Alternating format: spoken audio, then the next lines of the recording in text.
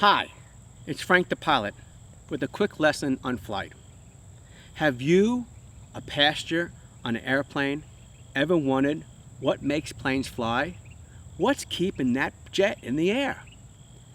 As a jet pilot for over 30 years, I had to know all the intricate details of the jet plane that I flew. We make our money above planet Earth and it's serious business. But I want to help you understand what makes planes fly. But you have to start humming this song.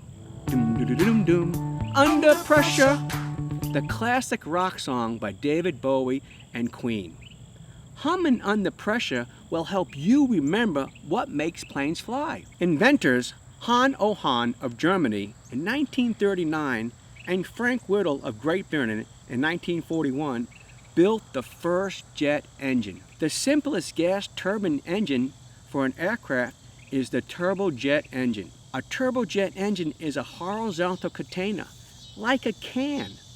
The can is open on both ends and includes several subsections inside. Air is sucked in through the intake and compressed. The air is heated and burned with fuel in the combustion chamber. The air moves through the turbine rotor, turns around, developing power to operate the compressor, and the air exits out through the tailpipe to create thrust. The difference between the inlet pressure and the exit pressure is thrust force that moves the engine which is attached to the airplane. Yes, pressure. Under pressure, it's the differential pressure in the engine that makes the plane move forward.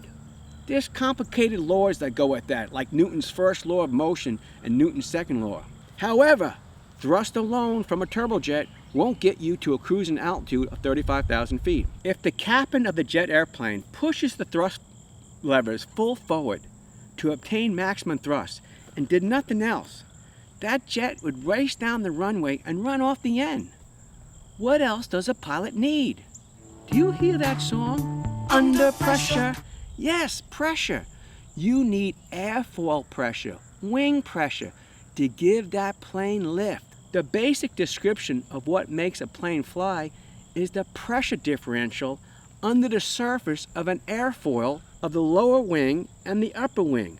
You see, an aircraft wing is flat on the lower surface and curved on the upper surface. So the air moving across the top of the wing has to travel further and faster than the air moving underneath the wing. The air beneath the wing has less distance to travel. Therefore, there's more pressure and produces lift.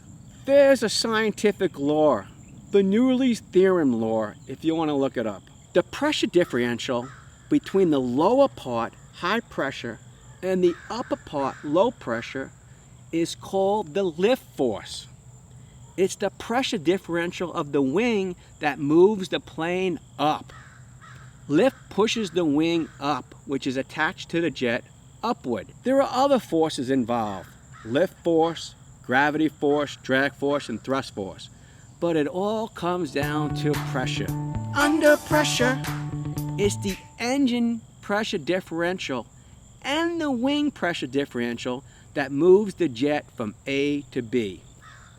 While the jet is accelerating down the runway, the captain pulls the flight control at the appropriate moment to change the wing surface to create the right pressure differential in the wing to lift the jet into the air.